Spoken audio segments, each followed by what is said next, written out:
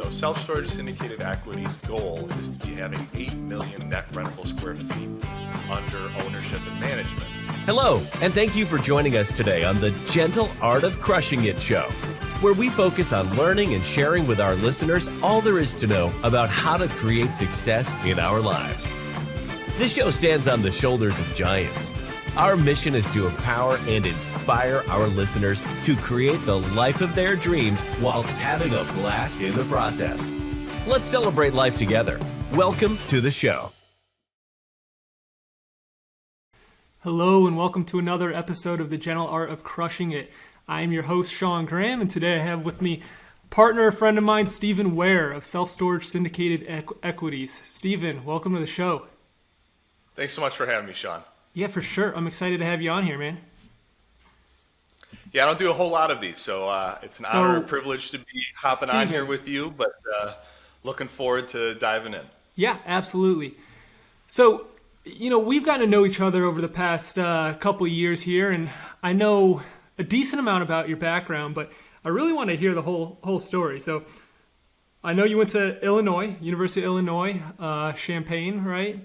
You were a marketing major there, and marketing is really your expertise. So it seems like you gradually moved over with that marketing background into real estate versus residential real estate, and then you gradually transitioned into commercial real estate and self-storage. But you want to tell us a little bit about your background and how you got started? Well, 3 out of the 4 years that I was at University of Illinois, Urbana-Champaign, it was the top party school in the nation, so I'll try to remember all the way back there, but there may be some spotty moments. There we go. So I actually went into college not with the mindset that I was going to get into marketing and advertising. A fun fact that people don't usually know about me is that actually I was going to University of Illinois to become a sculptor. So I was a 3D art major when I first entered into college, but they had a very smart approach to it where they said, how about you go ahead and come in as a general studies student, and then you can decide that you want to be going into the art program. And that ended up being a fantastic blessing just because of the fact that turns out my life would have been very different if I was a sculptor.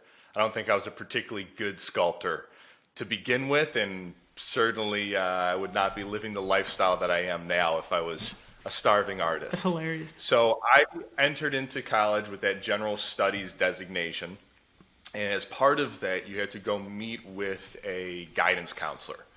And the guidance counselor sat me down and said, okay, walk me through your background. And I told them, I have an entrepreneurial father. He was in the IT and tech space. That's very exciting. My mother is in the healthcare industry, very caring, loving person, and I'm going to go a completely different route. I'm going to go into art. And they said, okay, great. So you're not a very materialistic person. I was kind of taken aback by that because it's like, what did I just say that has anything to do with that? And that's when they kind of guided my mindset to the fact that, hey, it might be a bit of a rough financial road if you end up being an artist, and you have to be okay with that. And I was not as okay with that as I would have thought initially. So diving in, they suggested, how about you try and take that artistic side of your life and try and apply it to something else? I said, I don't know what that option would be. And they said, well, your father was a businessman and you seem to be a pretty outgoing guy. I mean, have you ever considered something in the business sphere? It's like, I guess so, but that doesn't sound like what I want to be doing. It's a little stuffy, for me. And also, I had heard that the business school required a lot of math and economics classes, and I had tested out of math going into University of Illinois. I had done my time in high school with AP calculus and all that sort of fun stuff. So I wasn't so keen on that. So that's when they suggested advertising, and advertising was a natural fit. They sold me on it as the meeting of business and art. I don't know if that's really what advertising is, but it led me to where I am today, so I'm extremely thankful for that. But the real kind of turn of events was not me going into advertising. It was actually a complete roll of the dice, and that was that freshman year, I was randomly assigned roommates. I chose a dorm that was a private dorm on top of that, just because it was a nice place to live. It was just built. Some of the dorms at University of Illinois are rather rough. I mean, they're almost gulags with the concrete, no AC, very tiny, that sort of thing. So I jumped on the opportunity for something a little nicer than the gulag. And one of my randomly assigned roommates was my business partner that I have to this day, Fernando Angelucci. And that was one of the best turn of events that's ever occurred in my life. That's incredible. And yeah, I mean, it something that, meeting Fernando freshman year as we got dropped off by our parents, I would never think that we would be where we are today, but it's been a wonderful journey. What year was this that you graduated, or freshman year of college? What year was that? So it would have been 2009 Wow. is when we started college. That's incredible. And you guys are still business partners. All right, continue on. Yep. That amazes me. I didn't know that part.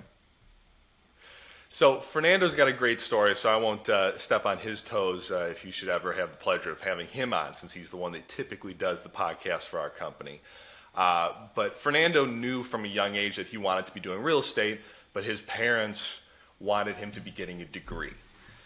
So when we went through college, Fernando was on the engineering track, I was on the advertising track. We ended up graduating. He ended up going and working for a Fortune 500 company. I ended up working for an advertising firm in the city of Chicago. And shortly after us graduating, us getting these jobs, and Fernando had gotten a great job with his Fortune 50 company, he started sending me pictures of checks. And these checks, they didn't have, Grandma Angelucci's name on it, and they weren't from his company. They were from random people and title companies, and they were all for, large sums of money at the time. I mean, still to this day, fairly large, a couple $1,000s here and there. And I said, buddy, why are you sending me these pictures? Like, what is this about? And he goes, well, how much money did you make today? And it's like, well, all right, well, with friends like you, who needs enemies? But he ends up saying that he's thinking about quitting his job because he's been doing real estate on the side. And I say, oh, so you got your real estate agent license, you're a broker?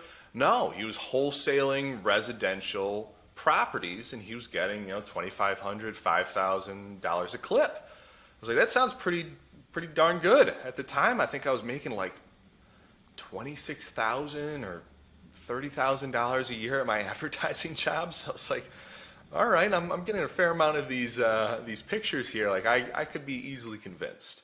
And so I ended up starting residential real estate wholesaling in Chicago while he was out in Des Moines, Iowa. Eventually he quit his job, I quit my job, and I said, Fernando, come back to civilization. There's no reason to be out in Des Moines, Iowa if you're not working for that company anymore. So he ended up coming back home, and we joined forces. Did residential real estate for a period of time, and that's a whole nother story that we'll probably cover later on in the podcast. But that was my foray into real estate as well as working with Fernando. Wow, man. I did not know all that. So, I knew you and Fernando had gone way back. I knew you're both from Illinois. And we have a lot in common because I lived in Chicago too and was in real estate there. But I did not know you guys went all the way back to college. That's so funny. So that's pretty cool. That's also just, to line up, to actually room with somebody who you share a similar level of ambition with, it doesn't always happen that way. It's hard to find people who you're going to partner with, and especially partner with for years, who you can really get on the same mindset with, align with, and you share similar ideals, similar ambitions, and you can build a business with. So that's just Yeah, I would have never expected, and I don't think Fernando would have either, because, while we were both ambitious in college, our ambitions were a little different. Fernando was very studious. He had a great time and was always a good time, but there was many times that I would walk into Fernando's, room with a 12-pack and say, hey, I'm headed to this party, let's go. And he goes, Steve, what are you doing? It's a Tuesday, I got to study. You have class tomorrow. And he'd be like, I came into college with a semester and a half of credits already underneath my belt. So my freshman year of college was a very good time. That's awesome. But well, Fernando was an engineer too. Oh, was that? Fernando was an engineer, which is a pretty difficult degree, difficult background.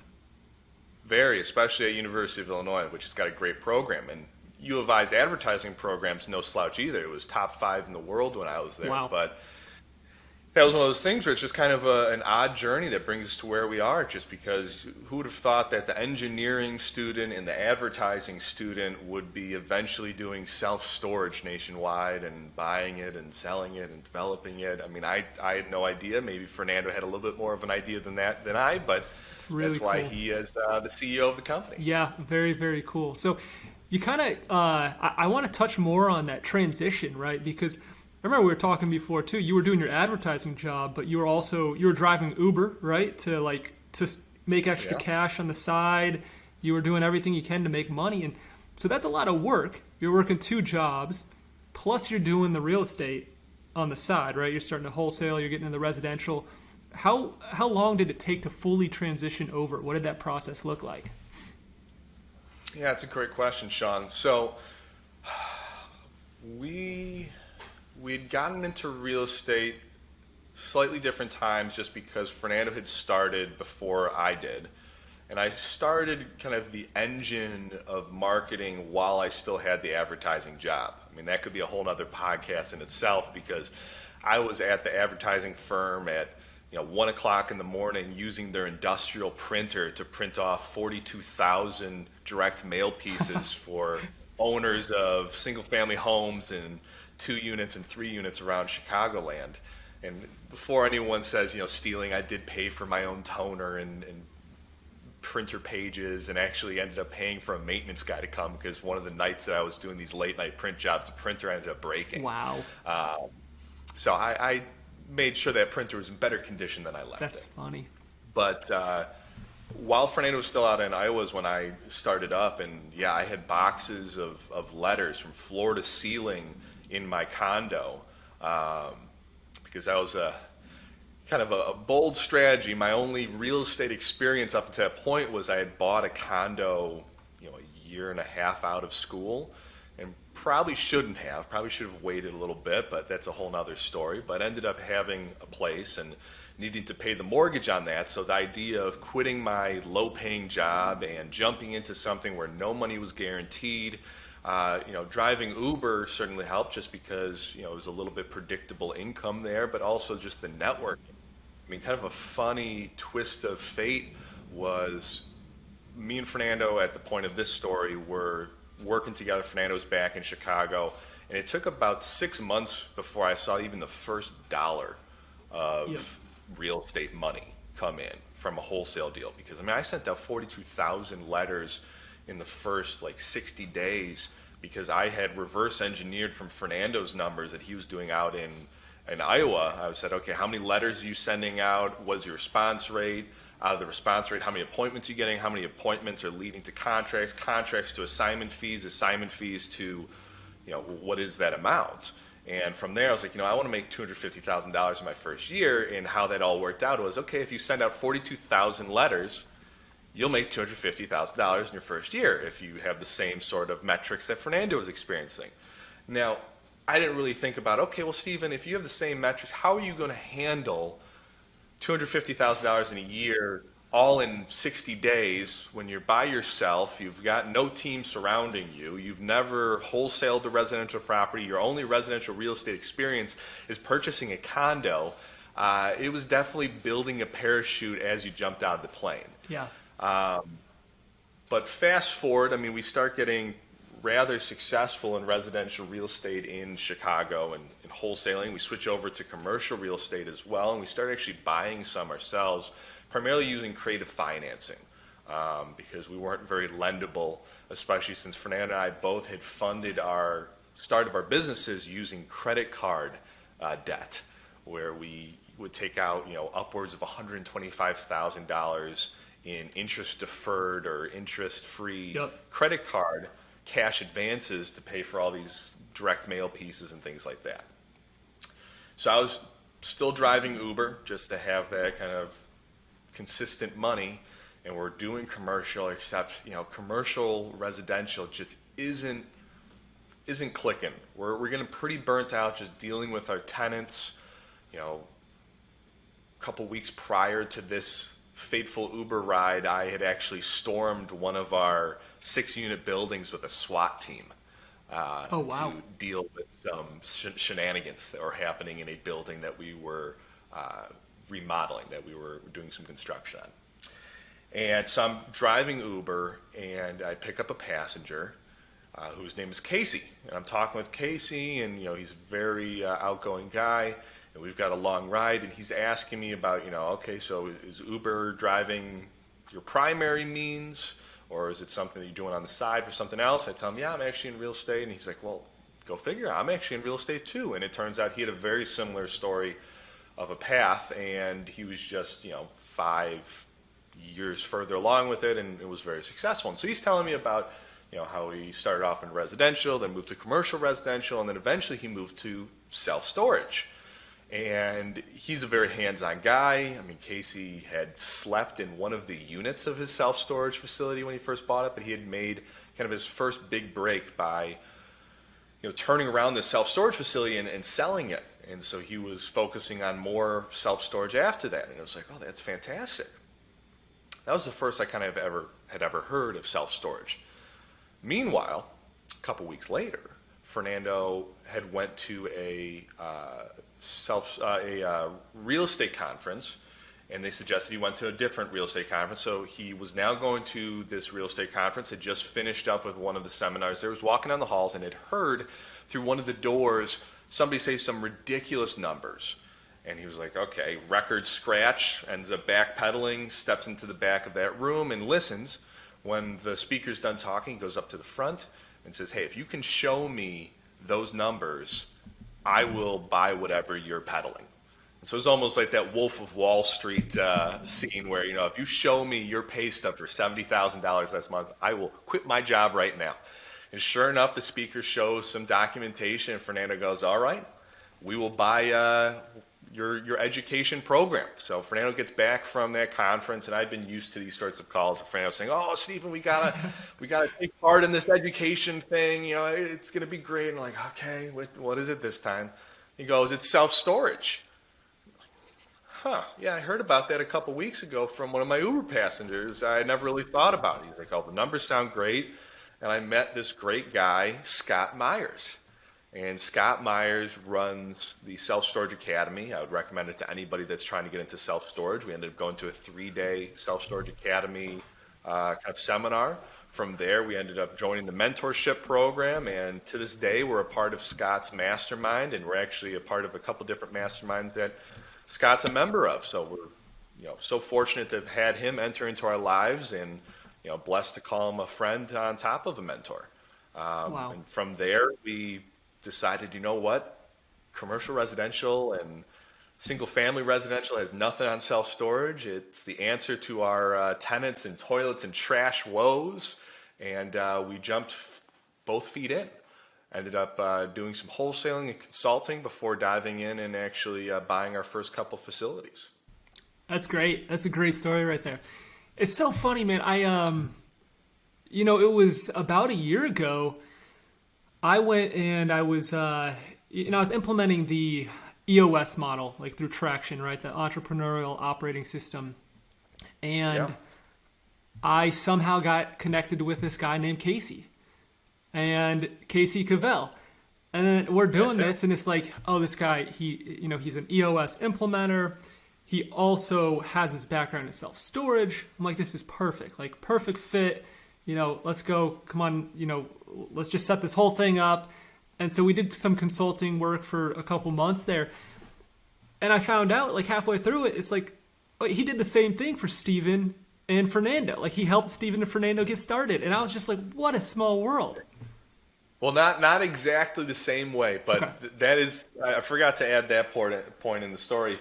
So seeing Casey in the Uber, when we went to the 3-day Self-Storage Academy, I ended up seeing Casey there. Yeah. And it was like, well, this just seems meant to be, because he was like, holy smokes, were you my Uber driver? I'm like, yeah, Right. we're interested in learning more about self-storage. So Casey definitely was part of our kind of mentorship program that we ended up doing through the Self-Storage Academy.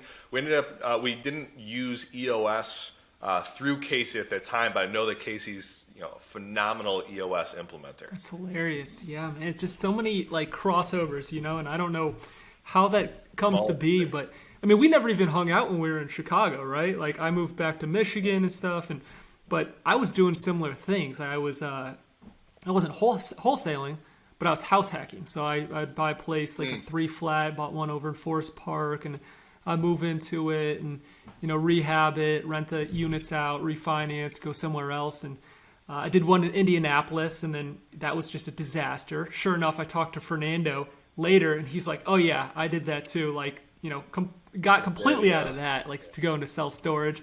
Just a lot of similar, paths that we went down. So it's kind of funny. The Scott Myers thing and the education part. So just like education in general, when I was getting into self-storage, I saw it as two different paths you could take. You could go and join like an education program like Scott Myers had, or it's like, all right, just dive headfirst and go into it. And to me, I just decided to like dive into it. But a lot of people who I work with ended up going through Scott Myers' program, and it was very successful. They've done very well. But I just wanted to get your thoughts kind of on those two different paths, right? I didn't do the formal education, so mine was all trial and error, like learn by podcasts, reading books, picking your brain, talking to Fernando, talking to Casey, talking to whoever, would hear me out. And I've learned a ton that way. It wasn't necessarily the quickest path, I don't think, right? Like I tell people, I started looking for self-storage. It took me a year and a half to actually close on my first facility, right? That's a long time. And I don't know, maybe if I did the education through Scott Myers' program, or there's other ones out there that are good too, it would have been quicker. So what are your thoughts there? So the best educators that we have found in all aspects of real estate have this abundance mentality, but also this partnership mentality, where when you're approaching education, it is almost a partnership. As the student or mentee, you are choosing someone that you're giving them your time and your energy. And often we find that as a result of this mentor-mentee relationship, that there is a symbiotic result to it. Where, for instance, Scott Myers being our mentor, we did a development deal with him. I think he was quite happy with how that all worked out. And I mean, we found the deal and did a lot of legwork, but we brought Scott in because, one, we love working with him in any which way, but also it seemed like kind of the ultimate payback of saying, thank you. Look at where you got us. Here we are, and we're going to be able to, profit together on this. So I would certainly say that going through the education approach is one of the ways that you can kind of go farther. It's interesting that you say that, going alone wasn't as quick for you, just because a lot of times people will just go, hey, I'm going to just learn this on my own because I think that's going to be quicker than going through this 12-week course or something like that. And you saying that it took a year and a half for you to close on your first deal, I mean, I would say that that's pretty damn good. I mean, I can't remember exactly how long it took for us to be closing on our first deal, but I mean, it was through partnership. Our first deal that we ended up buying in the self-storage space was we had two partners that we formed a new company with, and we started buying self-storage with them. We brought kind of the sweat equity and the knowledge and the experience in our consulting and wholesaling past of self-storage. And then they went ahead and they had kind of the financial means to give us the boost to throw some gas on the fire. Right. So my piece of advice that I give anyone starting in self-storage or any form of business is consider partnership. I mean, you do hear kind of these horror stories of a partner that did you dirty, but I can tell you as a success story of having a wonderful business partner, having had dozens of partners and dozens of deals, partnership is something that we are going to continue to do until the end of our careers. And if you approach it correctly, it can be the difference of 10xing your business. I love that. Okay, so many things you touched on there that I want to talk about. One, the abundance mentality. So I bring up abundance a lot because that's like one of my core values at my company, Maven Equities. And you and Fernando are the epitome of that. in terms of It's abundance. very kind of you to say. No, it's true though. It's true, right? You're the epitome of the word abundance, right? And that's when it comes to education, helping others out. And so, I learned so much through you, speaking with you, showing you deals, trying to work something out together, and then Fernando as well. And just the knowledge that Fernando would put out there on podcasts and the education and just willing to get on the phone and talk about some things, right? And so I had that same mentality. It was, okay, how can I've learned so much from them. How can I pay them back? And that's what led to Ironton, right? The deal that we just closed on together. And it was like, I wanted to find a deal that's going to make you guys money and it's going to make me money and it would work out. And, it's kind of that full cycle. It was just like you're talking about with Scott. It's like you learned so much from Scott. You ended up bringing a deal to Scott, and then you guys, you closed on a deal together, and everybody made money and everybody's happy. So I just think that's really cool. But maybe we can touch a little bit on Ironton. Ironton's we just closed on that. That was a 506c syndication. So we just raised money for that. For me, that was it was my first purchase with like a big expansion. So I was really excited about that. But I want to know, like, what were the things that you liked about that deal? And I didn't know if maybe it's been similar to other deals you've done. I know you've done a lot of ground up developments. You've done a lot of like value add facilities where there's a lot of room for revenue growth and operation improvements. But what are your thoughts on Ironton? So Ironton was a deal that you and I and Fernando did together, Sean, and thank you so much for bringing that deal to us. I mean, we're very excited to see where that goes, but already it seems to be off to a great start. The thing that we liked about that deal the most was you. Self-storage, as well as other forms of business, it's a people business. Most of the problems you're going to come across in self-storage and other businesses are people problems. Right. So when we met you, Sean, and we've been so fortunate to have known you for a bit now, we were able to look at your core values and see if they aligned with ours, and they certainly do.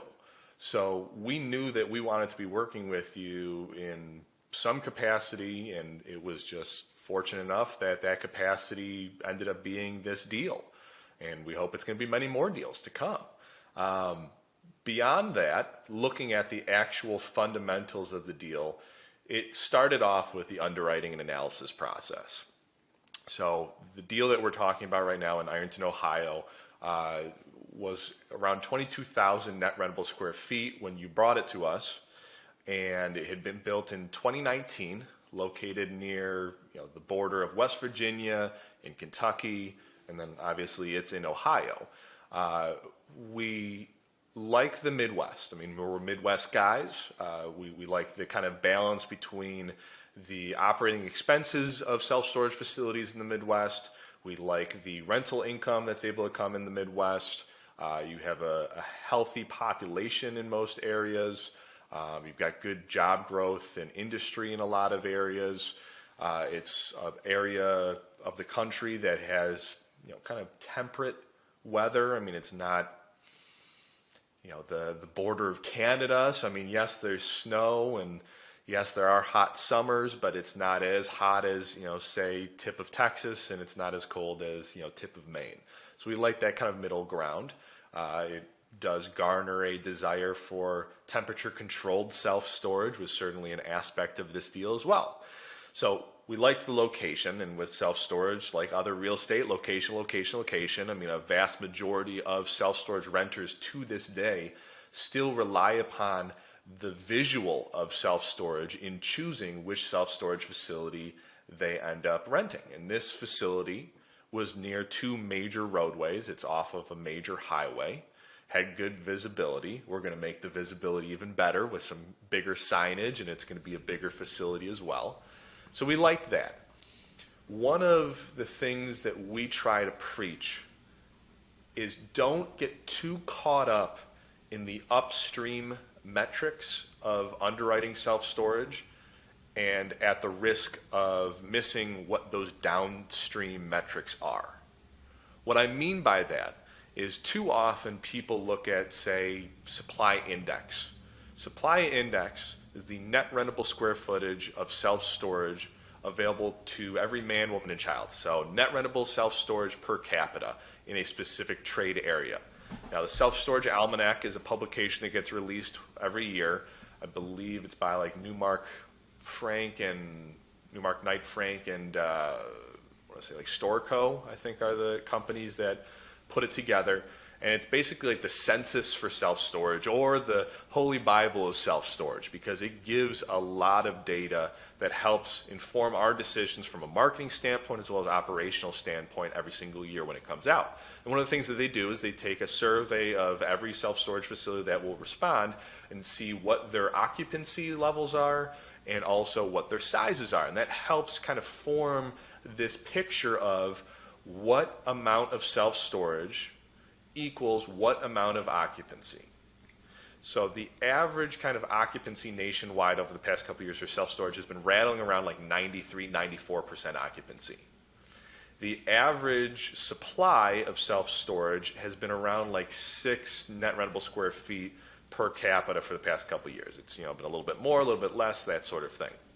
So what we're able to assume with this is that in a given trade area, and we typically do a 5-minute, a 10-minute, and a 15-minute drive time trade area. A lot of people do 1, 3, and 5 mile trade areas, but we're not birds, so we can't fly in a straight line 5 miles. So we like to use drive time when we look at who are our potential renters. What is our market area for a specific self-storage facility, since self-storage is a very localized business. I mean, you get about 70% of your renters from a 10-minute drive time, or a 3-mile radius is the equivalent. Right. So, all that being said, you have the knowledge that if you're around a 6 in a supply index number, so 6 net rentable square feet per capita in your trade area, if you're at that or below, in theory, you should be expecting 94% occupancy or higher. Right. If you're at the supply index number or above, you would think that you'd be at or below 94% occupancy. Now, that's a pretty easy number to just rely on as a crutch, because then you can look at a potential deal and you go, okay, well, it's a supply index number of 10. Like, this is not a deal. There's too much self-storage in this area. Or you look at it and you go, oh, this is a 2. It's a supply index of 2. Like, there's a huge demand for self-storage in this area. We should hammer this deal. That is a good predictor for the downstream metrics of occupancy. You're using the supply index number to try and determine if you're going to have a highly occupied self-storage facility. Now, if you have an existing self-storage facility, you already have those downstream metrics available to you. You already know Right. how occupied the self-storage facility is. If there are competitors in the area, if there's competitors in your trade area, you also can do some secret shopping and find out what their occupancy is. So as opposed to trying to use supply index number as a crystal ball, you already have the answer. You already know what the future is because it's here. You already know what the occupancy for those facilities are. Now, that's not to say supply index is not an important metric to be using. It's especially important if you're going to be expanding or developing self-storage, because you're introducing new supply into the market. And you don't necessarily know how the market's going to respond to that supply with just the existing occupancy of existing self-storage facilities. So, going back to this specific deal and what we liked about it, we looked at the supply index number, and it was healthy numbers. I think it was below a 5 in kind of each of the various rings, that 5, 10-minute, and 15-minute drive time radiuses. Right. On top of that, the thing that attracted us a lot to this deal was that it was built in 2019, and the owner was able to lease up the property in like less than 12 months. I mean, 22,000 net rentable isn't a huge facility, but that's still very encouraging. On top of that, she was already building another 8,000 net rentable square feet of new buildings because she had such a wait list and such a demand, and those 2 new buildings were going to be included in the sale because you negotiated as such. So well done to that. Before we even closed on this deal, those two 4,000 square foot each, so 8,000 net rentable total buildings were occupied fully. Right. So that led us to the decision of this would be a good area for us to be expanding this self-storage facility. So we're taking this 30,000 net rentable square foot facility, because the 22 plus the new 8, and we're actually going to be expanding it to 60,000 net rentable, and that's for kind of your traditional self-storage as opposed to outdoor parking, because the facility is larger than 22,000 or 30,000 right now because it also has outdoor parking. But for the actual under roof buildings, it's going to be above 60,000 net rentable when we're done with it, and that's because we saw the proof that it was leasing up quickly. The supply index number just helped kind of bolster that. We contacted the competition, and they were all very occupied as well, and the rental rates for this facility were very high, surprisingly. I mean, I'm from Chicago. I don't necessarily have the best impressions of West Virginia besides the John Denver song of Take Me Home, but this facility kind of changed my opinion because of the fact that it's able to garner such high rental rates in kind of a tertiary market. I mean, it's not a huge market, Ironton. So that's something that we're interested in, and that goes back to why you can't necessarily rely upon supply index, because you could be in the boonies and you could look at a supply index number and say, oh, there's only a supply index number of 2. Well, that could be because you've got a 2,000 square foot facility and there's only 100,000. There's only 1,000 people in town. Yeah. 2,000 net rentable to 1,000 people in town would result in a supply index number of 2.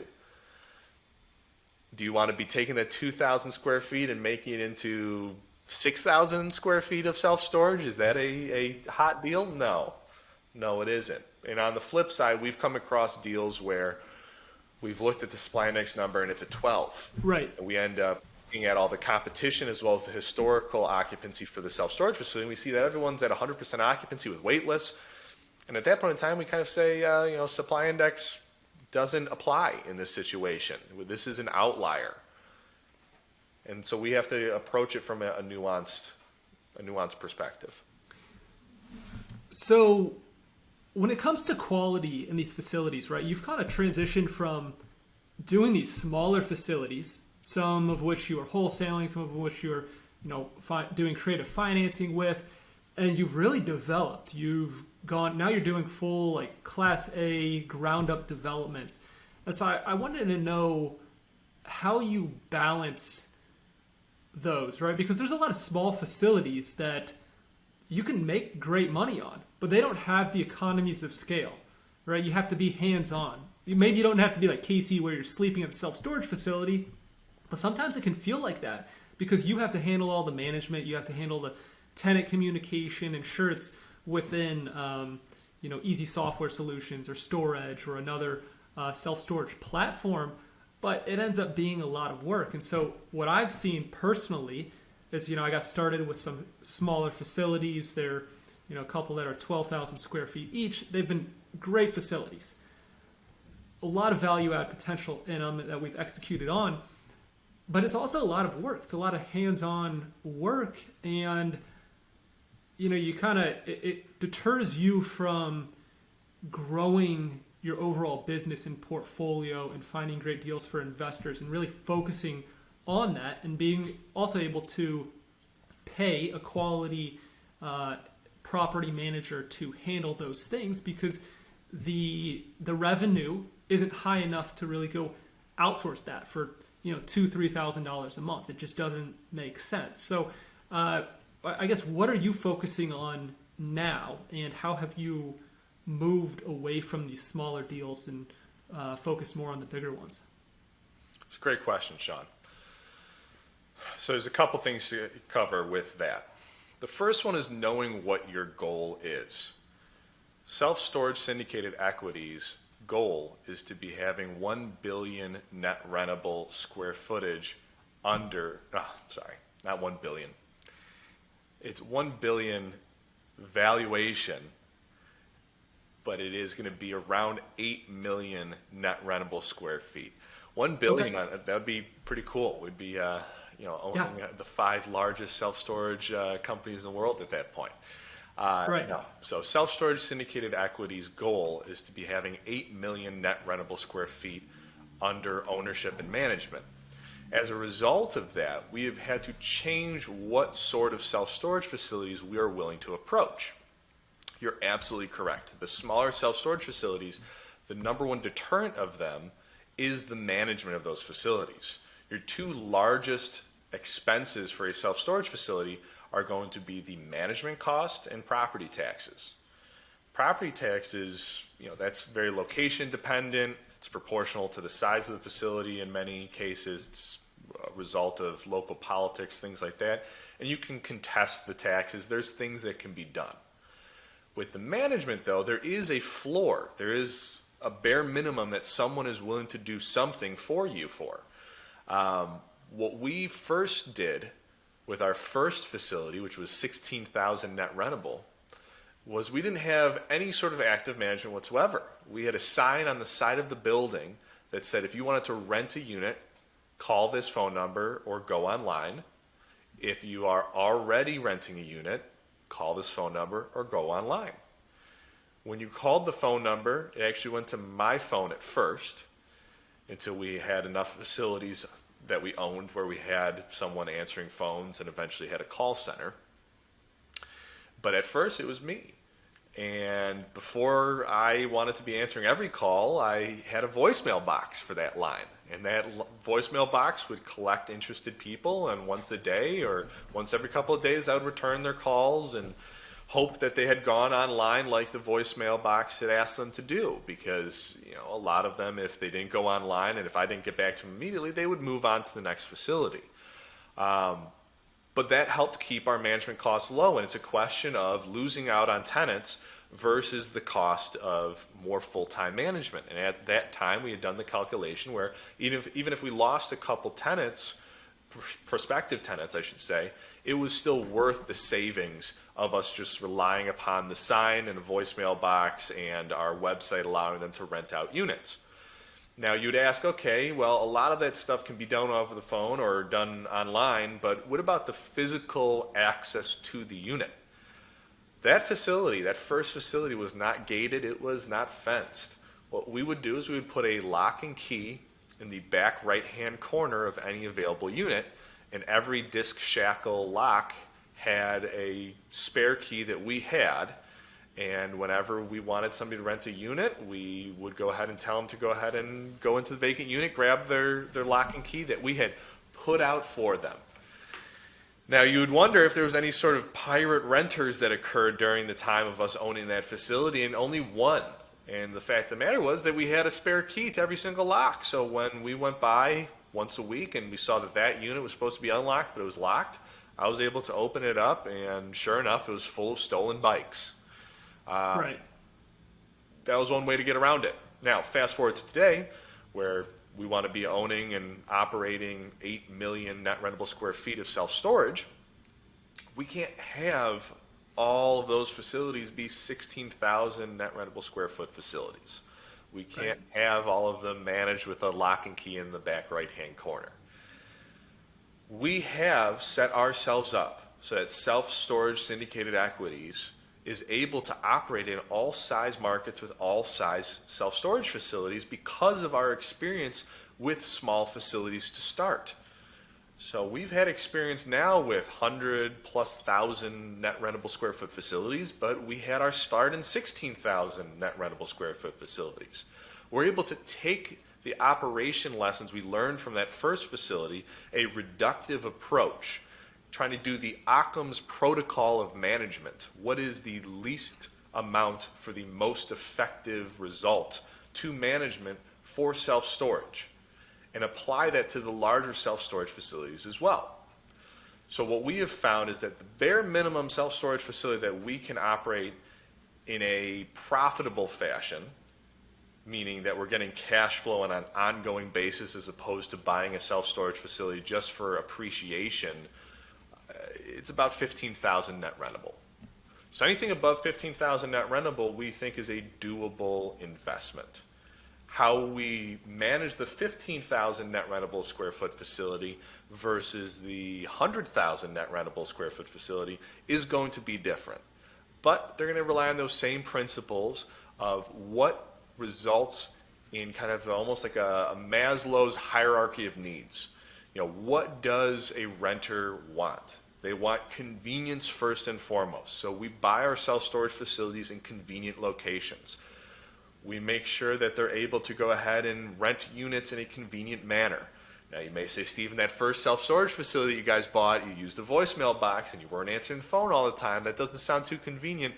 You are absolutely correct. But we did that sort of cost analysis of, are we able to meet enough of that convenience need by having the online rental and having that voicemail box and having someone answer the phone eventually. To start, it was that voicemail, but eventually we had that call center. Beyond that, they want to be safe. They want to know that as they're unloading their Christmas decorations, some Grinch isn't going to come and steal all of their Christmas tree ornaments. Beyond that, then you start getting into kind of those extra bells and whistles of, is there the amenity of being able to rent trucks? Do you have boxes there? Like, you start getting into kind of the frills, if you will.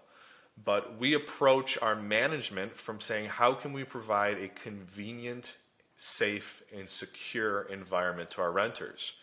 Because that's what they're looking for. They want a metal box where it's not going to get their stuff rained on or eaten by mice or, mugged or anything like that. And the cost to do that is lower than what a lot of people throw at self-storage. Yep, for sure. So I started with the smaller facilities I still have. I did the same thing in the beginning. I'm the call center. Yeah. And it's kind of just, throwing yourself right in the fire. It's certainly not fun, especially when you take over a facility and you go through a rental rate increase, right? Because it's severely under rented. You have all the angry customers calling you. It's a pain, but you really learn how to use the software, how to navigate like storage or easy software solutions, whatever it is. I think that the biggest hurdle that I've seen with these smaller facilities is the actual on-site work, right? And so for me personally, with my residential rental properties and self-storage, I keep in mind that if I'm the one who has to go out there and physically pick up the garbage or clean out a unit or go paint a unit, a rental property unit after it turns over, it's just not scalable. It's not really a business. It's like I am the business. So I'm willing to pay, a higher amount for that work. I think a lot of, I was wondering what your experience was, but for me, I haven't had great results with the, hey, I'll go find a random guy in the area, pay him $10, $15, maybe even $20 an hour to go, clean the facility sometimes or clean out units. It's just not very reliable. Where I have had more success is finding property managers to do the on-site maintenance work. And so I would go, for these facilities, I'd go find a local property management company. Now they're going to charge you more, but they have a team of people. So maybe they're charging you $35 an hour, but they're going to take better care of your facility. It's higher quality. You're going to be able to rely on them. That has worked out pretty well for me as opposed to the, let's go on, I don't know, post a job on Craigslist or something or Indeed and try to find somebody local. So what did you do for the local property maintenance for these small facilities? Yeah, so it is important to establish that we're talking about a small facility here, because with a large facility, the gross operating income of that facility is going to allow you to have greater latitude with having an on-site manager, part-time manager perhaps, things like that. So you're able to spend more money on management with the larger self-storage facilities because of that larger gross operating income, while with the smaller self-storage facilities, you're going to have to get a little bit more creative with the management just because of the potential floor of the cost of management being a abnormally large percentage of the gross operating income of that self-storage facility. So with the quote-unquote boots on the ground, we have kind of done all sorts of things. When you kind of break down what are the roles and responsibilities of a physical on-site self-storage management presence, it is only like 5 or 6 different things. It's keeping the facility clean and presentable. It is checking units to make sure that the units that are occupied are supposed to be occupied and the units that are vacant are supposed to be vacant, making sure any vacant units have been cleaned out, and then conducting auction activities, so overlocking and doing the handoff of keys when somebody wins a unit. That's pretty much it. So we went ahead and we took a look at those 5, 6 different roles and responsibilities, and we thought it's kind of fall under almost a janitorial type purview. So we try to find janitorial type staff in the markets that we're in to handle these sorts of roles, because often you'll have a school janitor or a corporate sort of janitor that is looking for a little extra side money. Now, approaching it from an hourly perspective becomes difficult, just because some weeks a facility is only going to need 30 minutes of TLC. Another week it may need a couple hours. So we try to do almost a flat fee sort of scenario. So with the smaller facilities, that could be, $150 per month. It can go up to, $500 per month. We historically have earmarked around $1 per unit per month for what we anticipate to be paying a boots on the ground janitorial role for our smaller unmanned facilities. And that's worked out pretty darn good. I like that. $1 per unit per month. No, $1 per unit per month or $1 per square foot in maintenance. What are you? If it was $1 per square foot, I would quit my job as chief marketing officer and I would start taking that role at some of these small facilities. No, it's $1 per unit per month. So if it's a 200 unit facility, historically we've gotten away with paying $200 a month for somebody to come by the facility once, twice a week, drive it in their car. If there's any trash, just open up a garbage bag, throw away the trash. We send them the rent roll where it'll say, what units are supposed to be vacant, which units are supposed to be occupied, and also send them a list of what units need to be overlocked.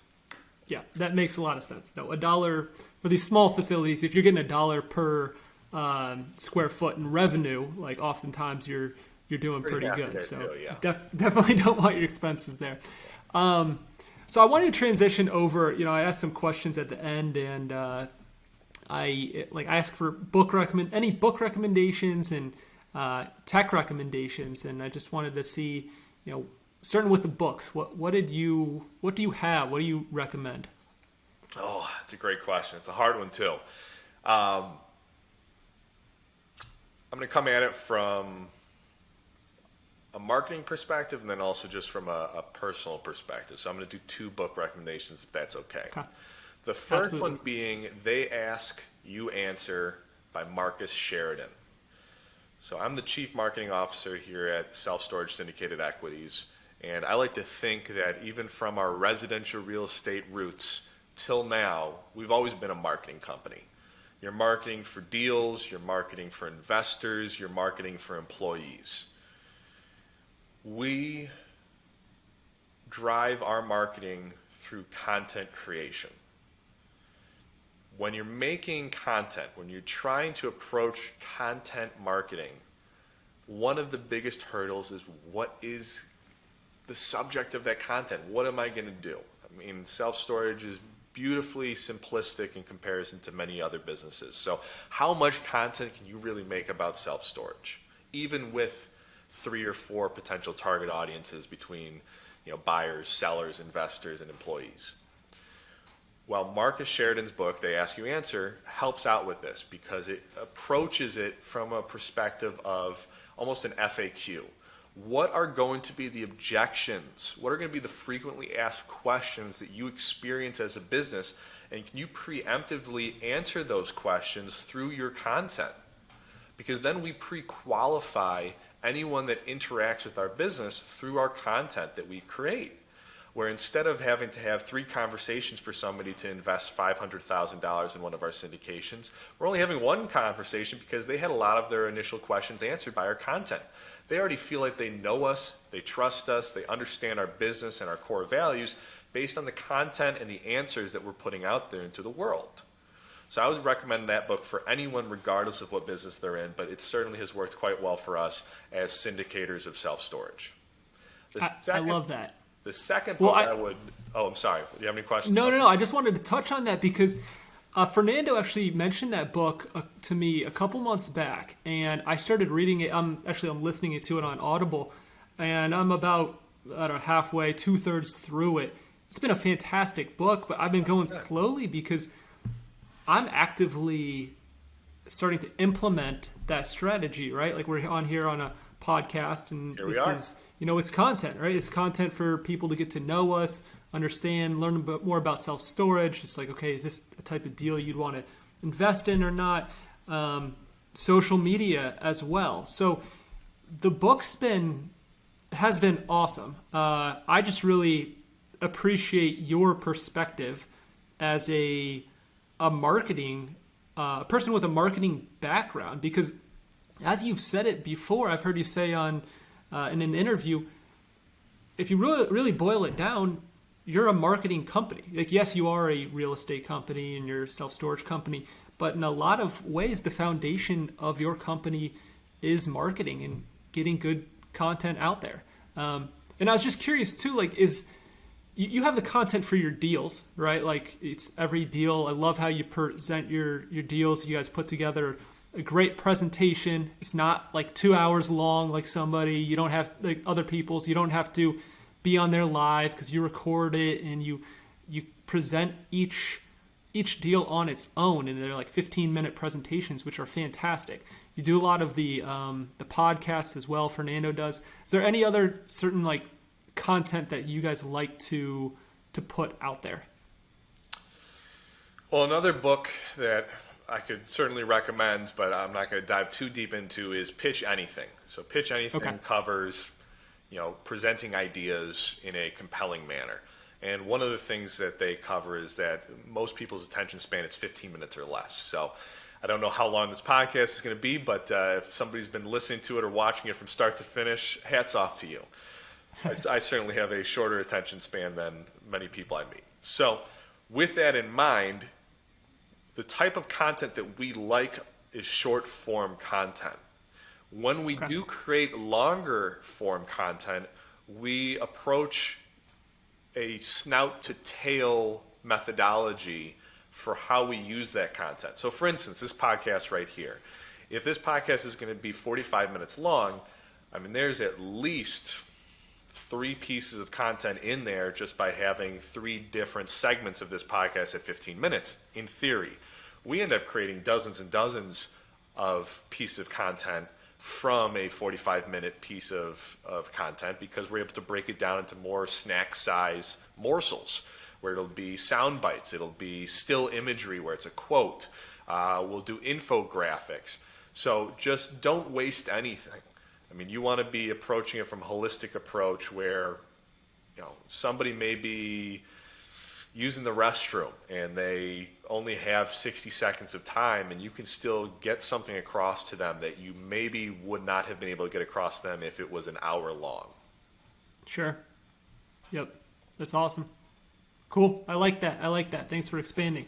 So before I interrupted you there, you're about to go on to another book recommendation. I'll let you go ahead. Hey, this is your podcast. I'm the one that interrupts. You are the man that's leading this all. The second book that I would recommend is more of a personal angle, and that would be A Short History of Nearly Everything. That's by Bill Bryson, I believe. It's a fascinating book, as the title may suggest. It's trying the fantastically feeble approach of trying to get an entire existence of history into a book's length, and I think it's only like 200-something pages long. So it's not any sort of giant encyclopedia that's covering all of this information. Beyond just the worldly knowledge that's contained in its pages and learning about everything from the origin of man to where we are today, it provides perspective. And that perspective is that in a short history of nearly everything, something so monumental as calculating the curvature of the earth only has like a couple sentences in this book. I mean, it's monumental. So when we approach our days and we have the ego of what we're doing is the best thing since sliced bread, it probably wouldn't even get a sentence in a short history of nearly everything. That's not to say don't swing for the fences and be proud of your accomplishments and try to achieve great things. Instead, it's try to approach things where it's a short history of nearly your entire life. What would make the pages of that history? You know, is it that one deal? I mean, some deals may make those pages, but the things that are probably going to make that are the time that you met your husband or wife, your best friend, your friends and family are the most important things probably, or that great trip that you've gone on. So I like that book just as a reminder of, you know, what's important in life and not to take yourself so seriously. Love it. Love that. Yeah. Reminds me of a professor I had before every accounting exam.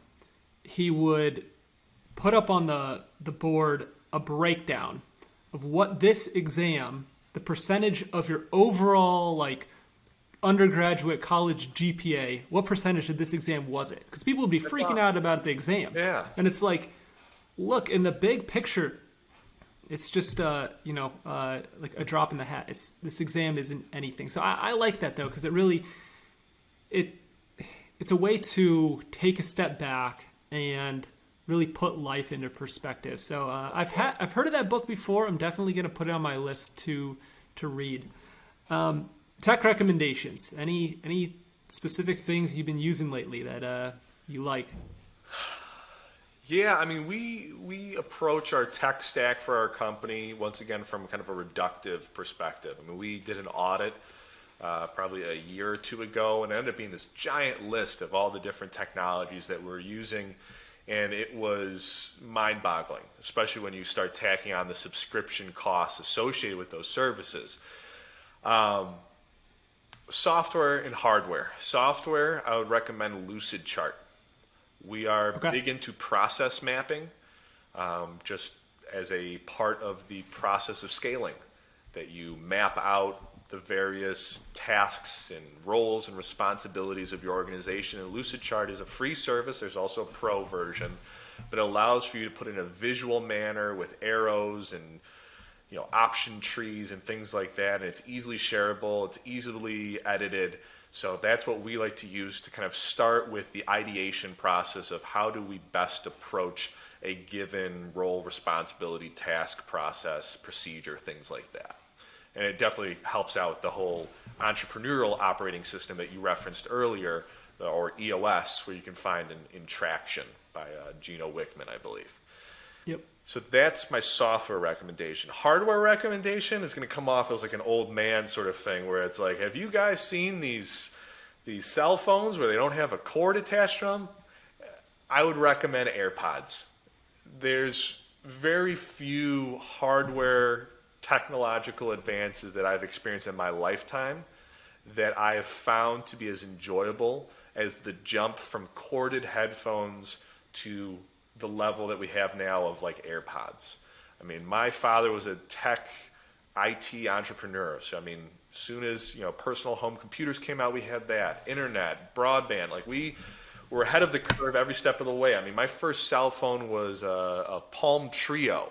While people were still using, phones that only had Snake on it, I was like, we can get on the internet on my phone. And it was like, whoa. And that was back at, I think, end of middle school or beginning of high school, that sort of thing.